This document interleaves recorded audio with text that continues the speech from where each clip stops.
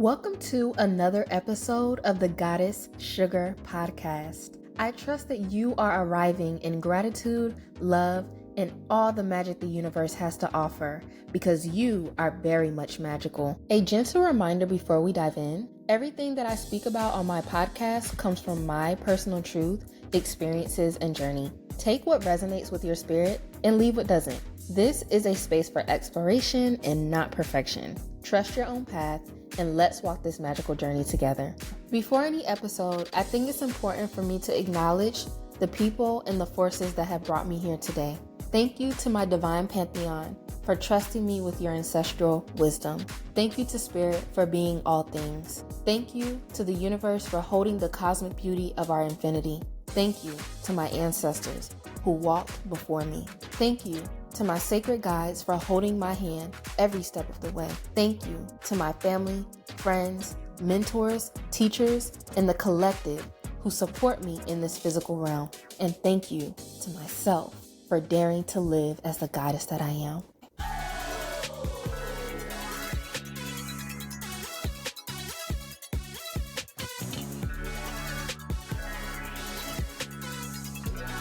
Hey y'all, what is going on? I missed you. Hopefully you missed me. Your girl is back, host of the Goddess Sugar Podcast, Goddess Zipporah. I hope all is magical in your world. Welcome back to the Goddess Sugar Podcast, where we talk about remembering the goddess that you are, self-concept, divine feminine, spirituality. We get into all of it on here, okay? Today's episode is titled True Lover Girls Love Themselves First. And I just want to say gently but clearly, without self-love, you have nothing. Everything we desire, from pleasure to relationships to our dreams, start with the foundation of self-love. It's built on the foundation of how we treat ourselves. Being a true lover girl doesn't mean that you pour your all into everyone else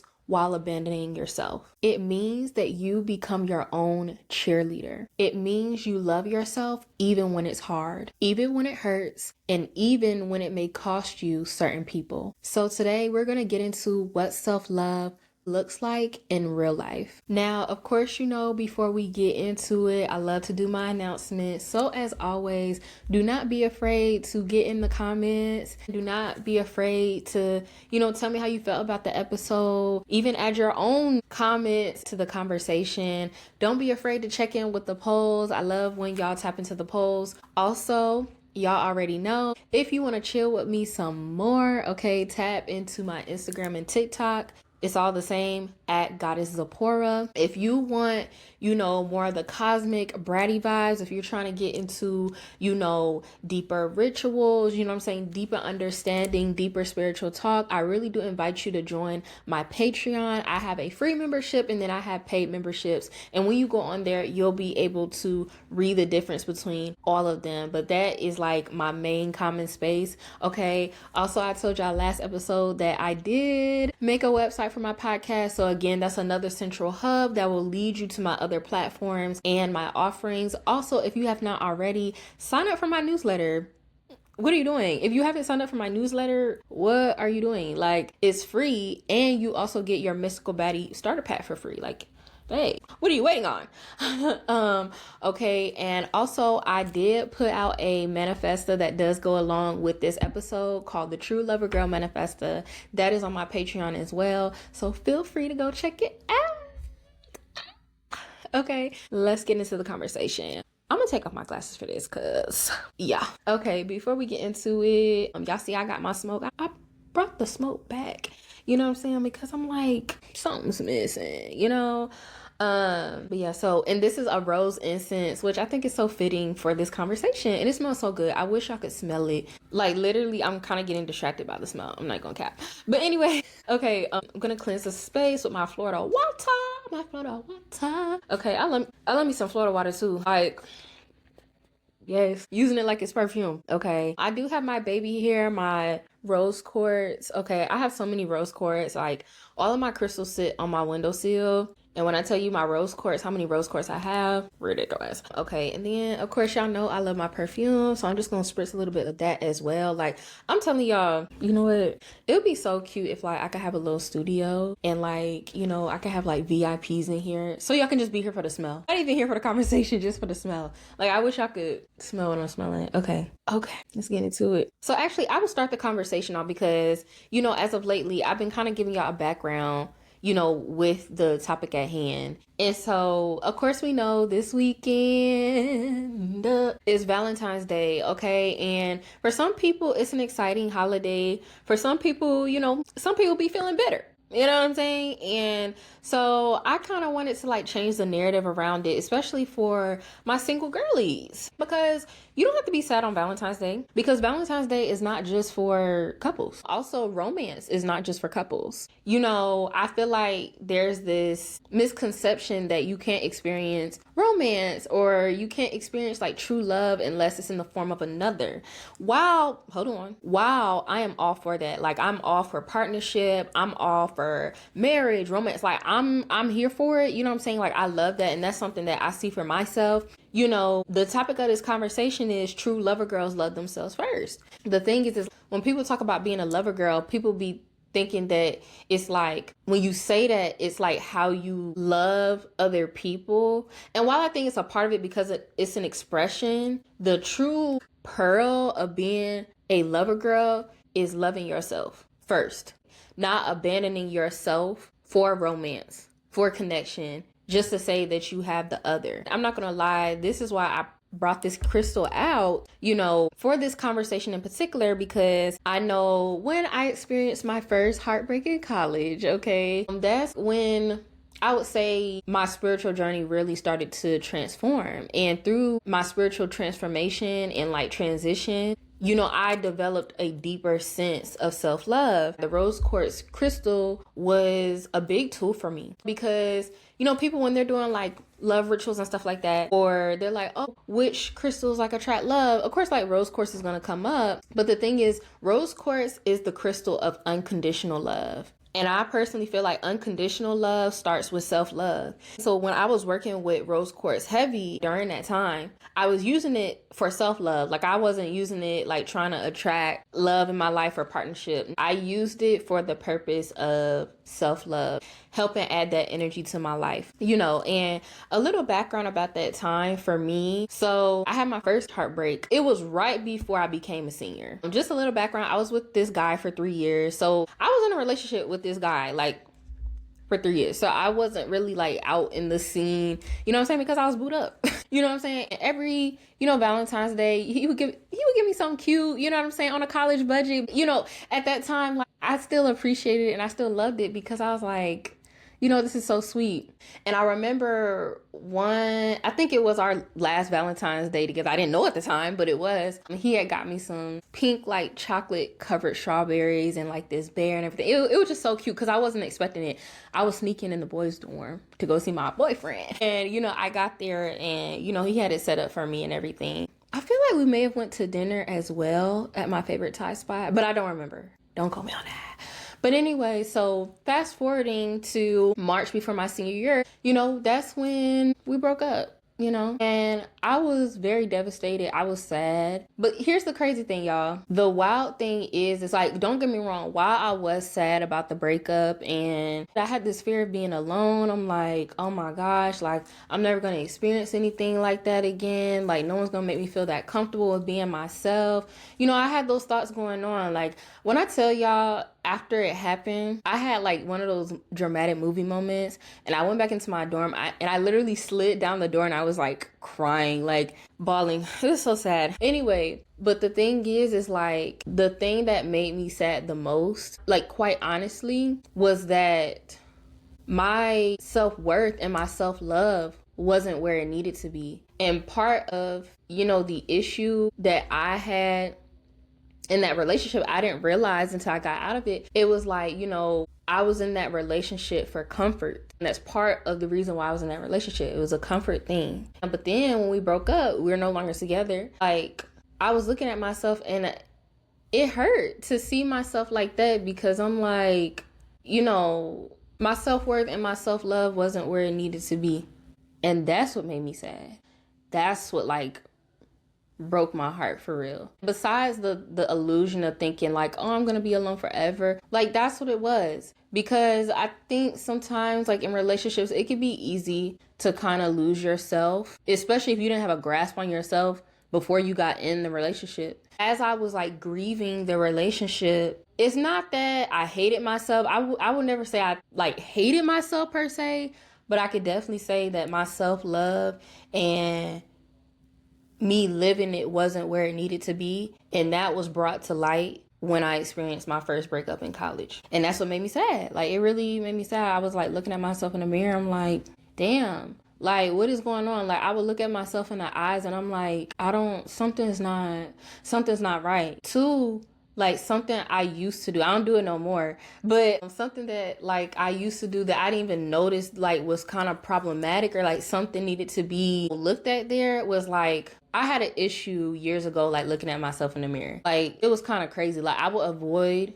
looking at myself in the mirror all the time. Even when I would wash my hands, I would look down. I wouldn't want to look up as I was going through that grieving. I'm telling you, like that grieving process you go through afterwards, if you use it as an opportunity to learn about yourself, you be learning so much about yourself. And I'm like, hold on, like, why do I have all these issues looking in the mirror? Like, why? It was almost like scary for me. I'm like, what the fuck? And it was because I felt like every time I looked in the mirror, I would find something wrong with me, or like I would try to find something to fix about myself, not realizing that wasn't me practicing self-love.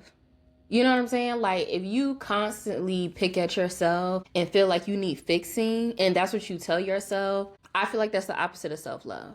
You know what I'm saying? Because now you're telling yourself I have to be perfect because something's always wrong with me. Something needs to be fixed. And that's not fair to you. So, okay, like come the first Valentine's Day that I was single, you know, I was a little sad. I'm not gonna lie, because I was used to having someone around or having someone to spend it with or something like that. But instead of like sulking in that, I turned it into something empowering, you know, so that's why like every Valentine's Day, I make sure to like take myself out. I make sure to do something that I really love. You know, like I use that day to empower myself and also look forward, you know, to the day that I'll get to spend it with my divine partner. Like, that's what I'm saying. It's all about how you look at it. Like you could look, girl, on Saturday, you could sit there and whine and cry and woe is me about feeling lonely and all these things, or you can turn it into something empowering.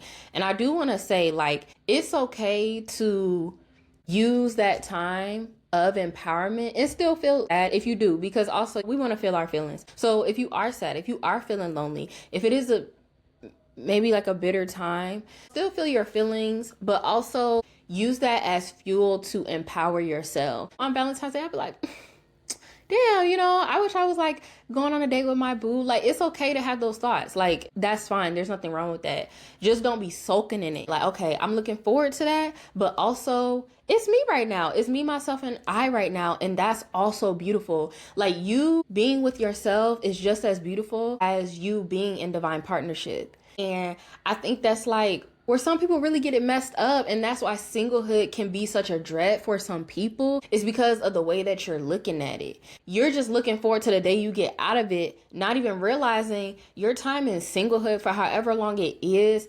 such a discovery period. When you really optimize this time, you know, if you're single, you know, to really discover what you love about yourself, what do you love about your life while it's just you. Imagine how empowering it's going to be when you actually get in the divine union you're supposed to be, and you're with your divine partner who also has done that same work. I'm telling you, like at the beginning parts of my singlehood, I wouldn't say I was like the woe is me type of girl. I was never that, but I would definitely like a lot of times just feel like sad and like down. I told y'all, the guy I was with in college, I was with him for 3 years.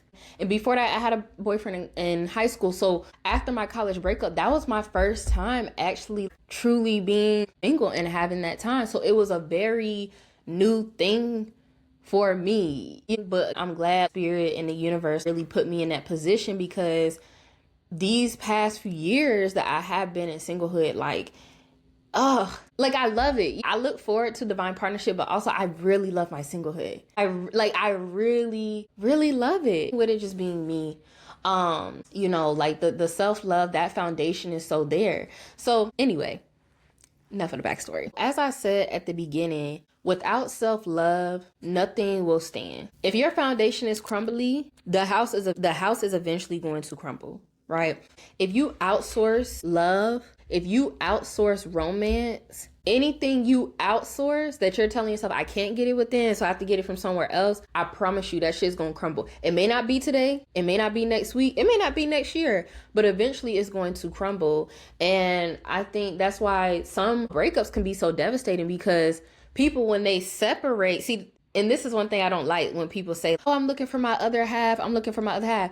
That right there, y'all, I'm gonna tell you right now, that's dangerous. Don't be saying that. Do not be saying that. Don't even go into partnership like that. Because what you're saying is that you're not a whole person and you need somebody to complete you. See, I always say I look forward to meeting someone else who is whole like me. Because it's two. It's 1 and 1 equal 2. It's not half and half and we want. No, baby. Because like I said, if you happen to break up with that person, you gonna feel like your other half is gone because you outsource so much to them. When it's gone, you feeling like you lost out on something. You know what I'm saying? You feeling like you losing something. So it's like hard for you to get over. It's a whole bunch of emotional turmoil. So I personally, y'all, like, I don't be saying it. Like, I don't look at anybody like that. Even when I do meet my divine partner, like, yeah, I know, you know what I'm saying? I'm going to grow in love with that man. Like, that's my man. That's my man. You feel me? Like, I'm gonna have a lot of love for him, but he's not my other half. Zipporah is a whole person. I'm a whole woman. And so are you.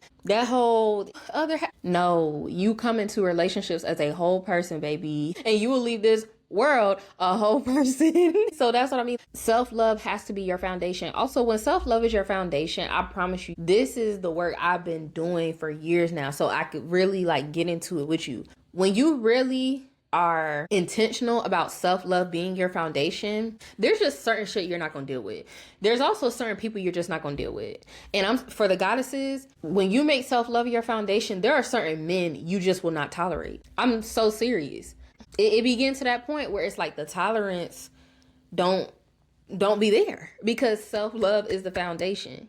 And so when you have that down, like, okay, self-love is the foundation, you make better decisions for yourself. You have better experiences in the world. You're going to have better experiences with people, because not just with men, but also with people in general and how they treat you. When self-love is your foundation, you know when to walk away. You also know not to let anybody disrespect you. Anybody's trying you, self-love is going to tell you to walk away. Self-love is going to tell you to handle that. You know what I'm saying? It don't have to be nothing loud, nothing like that. But again, because when you have self-love as the foundation, you also carry and live self-respect. So there's just it's just certain shit that's not gonna come your way. You know what I mean? Every relationship, every boundary, every desire that you have is shaped by how you treat yourself. Okay. And of course, this is no shade. I promise y'all, I'm not trying to come for nobody. I'm just, you know what I'm saying? I'm just giving the tea.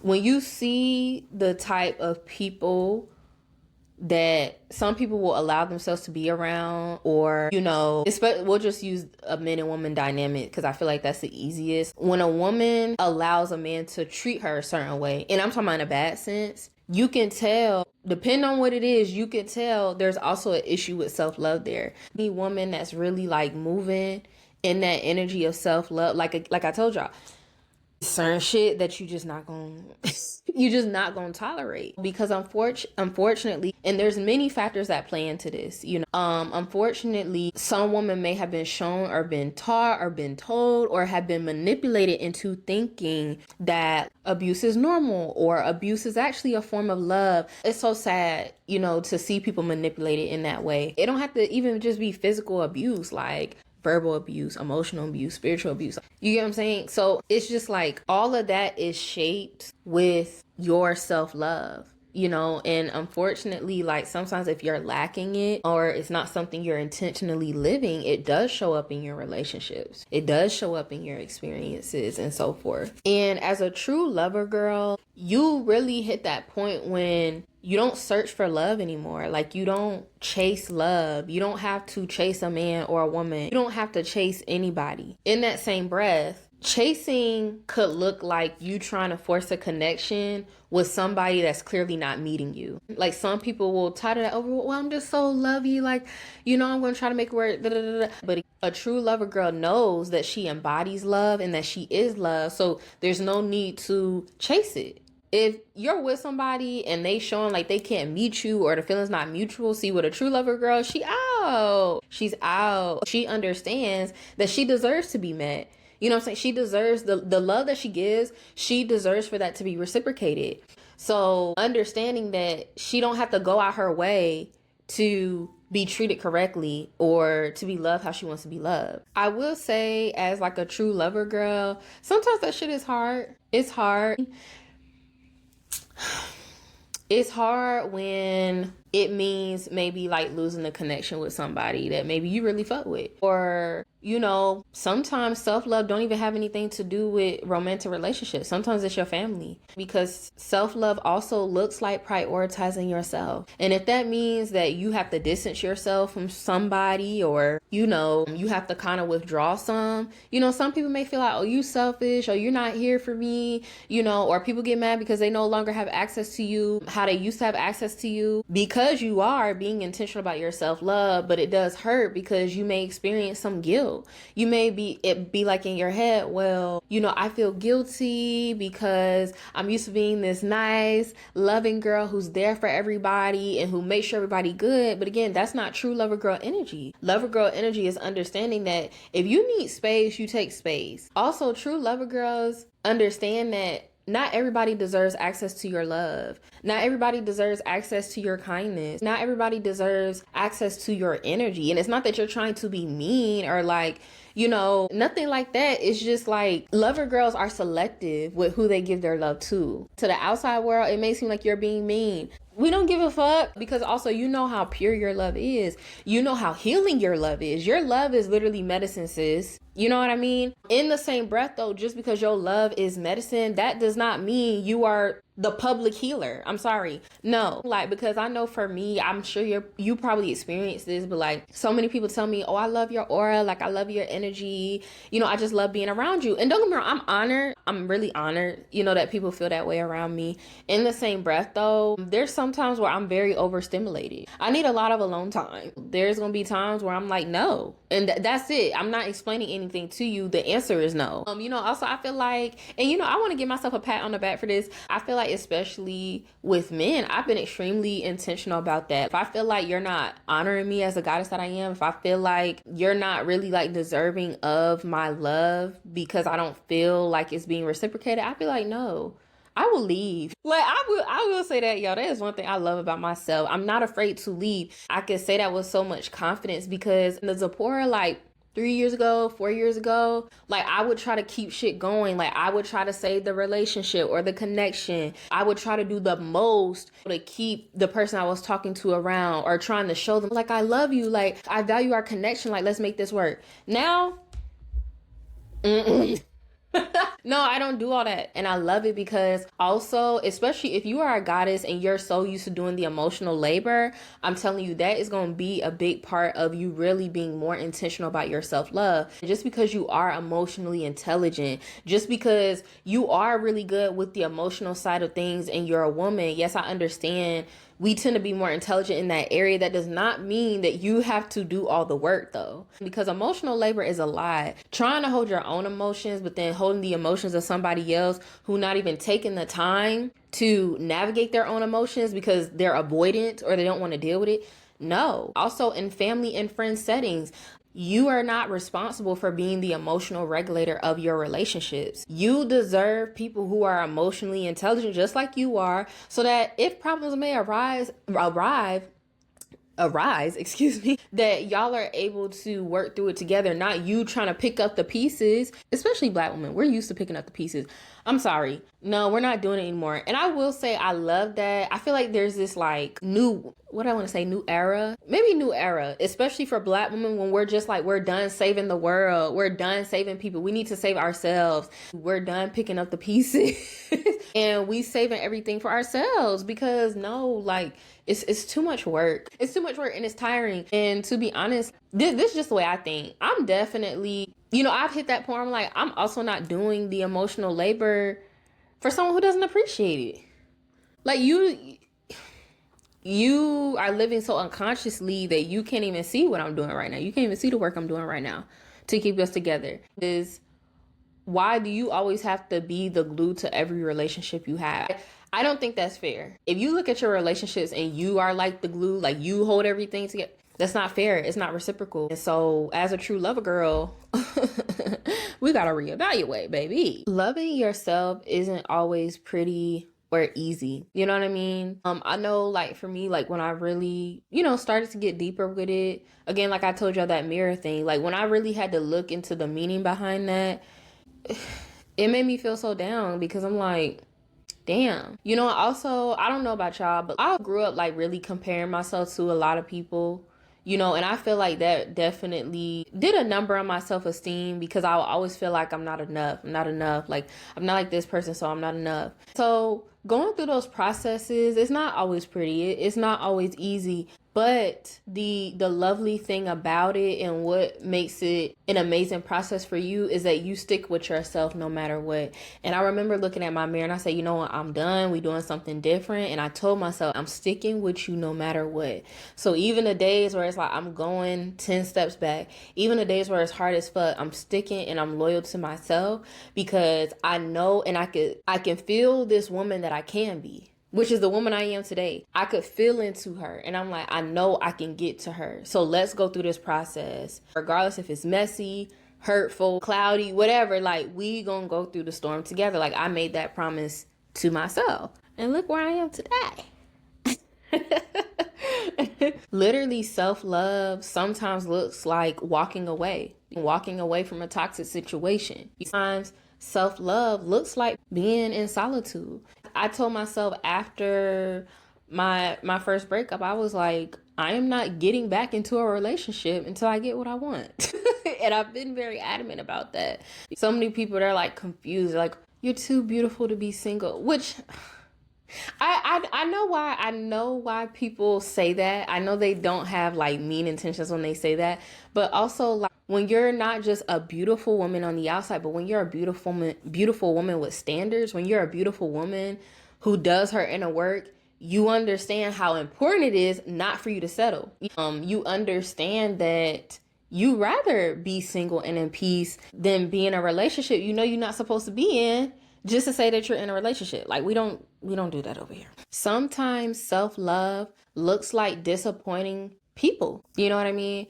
I know for a while I used to feel extremely guilty about saying no because at one point I was always that woman who said yes. I was always that woman who bent over backwards to do things for people because I thought it made me a good person. But no, what makes you a good person is actually loving yourself and being sovereign in that. Self-love looks like you not sacrificing yourself, not being a martyr, the saying no and not feeling guilty afterwards, or like not spiraling like, oh my God, they're gonna hate me. Oh my God, they're gonna feel some type of way. They're gonna think I'm mean. I'm not gonna lie, y'all. I'm telling you, I've hit that point where it's like my no is sacred. If I said no, I said no. Because also it makes me feel better about the times I say yes, because now I don't say yes out of obligation. I say yes because I genuinely want to. You know what I mean? And that in itself is how I live, in a sovereign space. Because both my yes and my no are sacred. Self-love is a daily choice. It's not one time I love myself. No.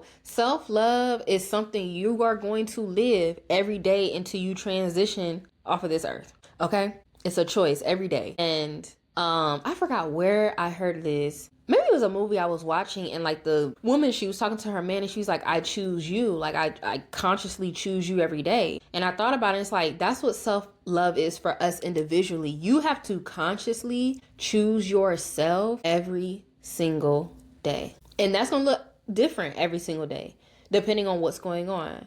But it's like knowing that I have that commitment to myself. Like I already have that contract with myself. I'm consciously choosing Zipporah every single day. That's beautiful, because I remember most of my life I wasn't really choosing myself. Not all the time, I would say. Not all the time. Because also, you know, the role that I had in my family, like part of my job was putting people before me. You know what I'm saying? So when I got in a space where it was just me and I could do what I wanted to do, then it's like, okay, what does Zipporah want to do? What you like? What does love look like for you today? You know, like I love that relationship and that intimacy I have with myself. I'm an advocate for everybody having that type of intimacy with themselves to say, I choose you every single day. Because we know that, you know, the opposite of love is fear. So when you're making a choice, you have to ask yourself, is this feeding my self-love or is it feeding fear? And I know that helps me a lot. You know, sometimes I have to really just sit with myself and ask, like, what frequency is this feeding? Am I doing this out of obligation, which would be on the fear side, or am I doing this because Zipporah genuinely wants to? It's something that you have to ask yourself every day, you know, when you're making decisions. And I'm telling you, you will start to see that you're living a more empowering life the more that you feed that self-love. Some practical ways that I wanted to talk about as far as you practicing self-love. So for me, like, I love solo dating. Like, I love taking myself out. And solo dating can be a lot of things. It could be taking yourself shopping. It could be literally going on a date, like at a restaurant. It could be taking yourself on a trip, like whatever, you know. So solo dating is definitely one of my things. For my girlies who are up for it, if you really want to do like some shit that, I'm saying in my opinion, that's really like a self-love bomb. If you're a club girly, if you like to go dance, go to the club by yourself and go dancing. That, like, when I did that, I don't know what it unlocked in me, but when I tell you, like, I just felt on fire. I was like, oh, I am that girl. Because it's like, you know, for so long, some spaces I wouldn't go to by myself. I'm like, I don't want to be by myself. I was scared. But when I went to a space like a club where, like, you typically go with other people, it's a lot of people around, but it's like, no. Like, when I'm on that dance floor and I'm dancing to the music that I like, it's so empowering for me. I'm so sovereign. I'm so free that I can be here in my own company, in my own space, and take over the room. I'm not hiding at the bar, you know what I'm saying? No, I'm out in the middle of the floor by myself having a great ass time. Like, it was an ultimate act of self-love for me. But of course, like, for everybody, it looks different. But I do challenge you to do that. For my girlies, if you really want to challenge, like, maybe like go to a club by yourself, go to a concert by yourself, like somewhere where people typically go with other people, go by yourself and like enjoy your own company. Self-love, okay, practical ways, leaving toxic environments. I told y'all, Zipporah is quick to leave. Quick to leave. Like, because that's me choosing myself. The self-love is way more peaceful than any toxic situation can offer. I mean, toxic situations don't really offer any peace. So it's like, what's the point of you staying? What are you really getting from it? And I'm sorry. No, I'm gonna just say it. Let me stop trying to filter. Look, okay, don't get me wrong. I love sex. I love the menses, all of that. I'm here for it. However, there is no dick that good to keep me in a toxic situation. I'm sorry. And there should be no dick that good that keeps you in a toxic situation. It's not worth it. It's not. I promise you, there are way better situations that aren't toxic and you can still get what you need. Also, listening to your body. This is such a big, like, physical act of self-love. When your body tells you, I'm tired, when your body tells you, I need food, when your body tells you, no, I don't want to do this, or let's say you get in a certain environment or you get around certain people and your body tenses up, listening to that, like, my nervous system's like, I don't need to be here. You need to listen to that. That is you showing love to your body and showing love to yourself. Prioritizing your needs. Be selfish. You need to up that, babe. Stop thinking about what else everybody else needs. Stop putting yourself on the back burner. Self-love looks like putting yourself on the front burner. Protecting your energy. This is a big one for me. And being selective about who you give your energy to, I feel like is a major form of self-love. Knowing that everybody don't deserve you. Everybody does not deserve you. You are not responsible for being the medicine for everybody. Limiting that access. Not everybody needs it, because here's the thing. One of my favorite astrologers, he brought up a term and I was like, oh my God, I love that. Access whores. You don't need access whores around you. These are people who want to be around you and essentially are energetic leeches. They want to be around you because they love your energy. Your aura is beautiful. You know what I'm saying? You have all these good things. It's good medicine, but they're not doing the work to actually be in an intimate relationship with you, to be in relationship with who you are and where you are. And it's like, no, like you don't get access for free. This is a VIP setting. You need to start treating yourself like that. You know what I'm saying? Like, this is not a free for all. This is not a public service. Like, this is not a communal space. Your energy is not a communal space. Okay, babe? No, we don't do that. So self-love also looks, like I said, saying no. Actually being clear with your boundaries. So if something crosses that, it makes you feel uncomfortable, you speaking up and saying, stop. That is you telling yourself you're important enough and I'm going to stick up for you when your boundaries are maybe being, touched a little bit, like, no, babe, we're not doing that. So those are just like a few ways that you can practice self-love. You know what I mean? But again, like self-love is a lifestyle. Okay, self-love is my lifestyle. That's what it really has to become. I'm not gonna lie though, like the biggest act of self-love is not abandoning yourself. Okay, because when you abandon yourself, you are doing spiritual harm to yourself.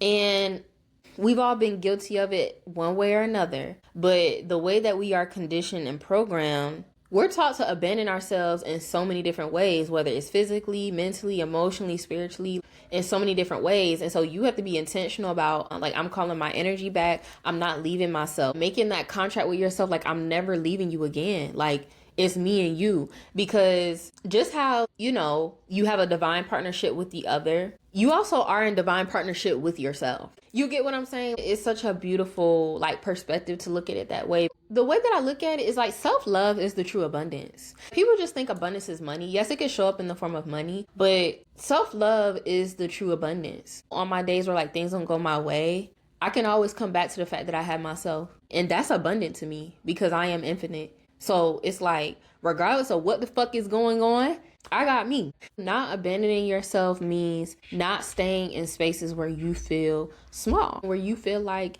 you have to dim, like you're not being your full self, you're not fully expressing yourself. And so that is a form of abandonment. So you just want to be, cognizant of the spaces and the people that you're around. If you're around them and they make you feel like you have to dim or like keep it, no, you need to back up. Self-love is saying, you know what, I'm going to be around people who match my energy, who I feel safe being around. That is an act of self-love. Also, not betraying your truth, not ignoring your intuition. I always say your intuition is your communication line with the universe. You tapping into your truth. What is your voice saying? Honoring that, honoring your truth, honoring your authenticity. Betraying your truth, like that is a form of self-abandonment. When you are living out of self-love, you are saying, this is my truth, this is my voice, this is who I am. And no one's going to stop me from showing up as me because it's my life. Period. Self-love is not perfection. Self-love is not ego. Self-love is not avoidance. Self-love is not isolation. Self-love is not pretending everything is okay. And self-love is definitely not waiting for others to validate you. And I'm not gonna lie, like, that's a big issue. People be waiting for permission to love themselves. People wait until other people get on board. It's like, oh yeah, now you can love yourself. The fuck? No, you know what I'm saying? Some women wait until they lose a certain amount of weight or they look a certain amount of, like, they look a certain way for them to be like, oh yeah, I love myself. But the thing is like, you got to love yourself through the whole process. So even when I was at the beginning of my process, like being intentional about it, no. Was I the woman I wanted to be in that moment? No, but I still loved that version of myself. You know what I'm saying? I loved her through it. I didn't wait until I became who I am today. Be like, now I love myself. No, like I had to love myself every single day, every fucking day, regardless of how much progress I was making or if I made any at all. You have to be your biggest cheerleader in that sense, because if you tell yourself, oh, I'm going to wait until I make a certain amount of money or I look a certain way, to live self-love, like I told you at the beginning, that foundation is shaky because now you're loving yourself on conditions. That's not unconditional love. You're loving yourself on conditions. And so what's going to happen? What did I tell y'all? The foundation is shaky and eventually that shit is going to crumble. So it's like self-love is loving yourself as you are right now and saying, I'm going to continue this as I continue to evolve and grow. And people will start to notice, some people are going to love it. Some people are going to feel some type of way about it, because the people who feel some type of way about it, just like with boundaries, they were the ones benefiting from you not having boundaries. They were the ones benefiting from you not loving yourself. So of course, they're going to feel some type of way when you start moving differently. And they're going to be like, you changed. Or, you know what I'm saying? Some shit like that. And it's like, no, babe, I just chose me. Some people are not going to really respect that. And that's okay. Because again, when you love yourself, when you really move like that, you don't give a fuck. You can give a rat's ass. You can be mad. Like, you can go be an access horse somewhere else. But my energy is not for the taking. You feel me? When you keep love at the center, the world has no choice but to reflect that to you. And it's such a beautiful experience when your self-love and your abundance within actually starts to reflect in 3D. Like, you actually experience yourself in the world back to you. Like, it's such a beautiful experience. From the smallest things that I experience daily, I'm just like, this is my self-love reflecting back to me, and I deserve this, and it's such a beautiful thing. Also with that, when you keep self-love at the center, you eventually start to attract aligned connections. You know, there's a resonance. You get what I'm saying? Eventually, you hit that point where you don't even start attracting the same people anymore, because the resonance, the frequency changes. Literally, your inner world becomes your outer world. And it's such a beautiful thing. Self-love is honestly the highest form of empowerment. You know, when you show up in the world like, yeah, this is who I am, and I love myself. Like, I love that rebellious type of nature, you know, because most people like walk around like robots and, you know, are just sheep in the world. But it's like, no, I'm going to dare to be this light. I'm going to dare to be this pink heart. I have the audacity. You know, people are looking like, how dare she love herself so much? And it's like, yeah, I do. You feel me? And I'm out loud with it. I'm not hiding shit. Like, I love that rebellious energy. When I think of that, I think of like Aquarian energy, just like that rebel, like, I'm going to do what I want to do. You know what I'm saying? Which means love myself, period. Such a spiritual freedom that comes with loving all that you are. Like I said, loving all versions of you, even the ones that you're not aligned with anymore. Understanding that all versions of you, right, are a part of this journey, and saying, yeah, I love me. I love me then, and I love me now, and I love me in the future. Yeah, it's a different type of freedom that you just have to experience once you start really living in the self-love, you know. And something that I always remember, you know, like I said, I look forward to divine partnership, and I look forward to experiencing and sharing love with the other. But I also know at the end of the day, like, no one's gonna love me how I love me. You know what I mean? Like, and I don't mean that no type of way. I mean that in a very empowering way. Like, my love that I have for myself, the love that you have for yourself, nothing will come close. Like, well, I won't say nothing will come close. I'm not gonna say that. I'll take that back. It can come close, but there's a certain level of intimacy that I feel like only you can touch as the individual.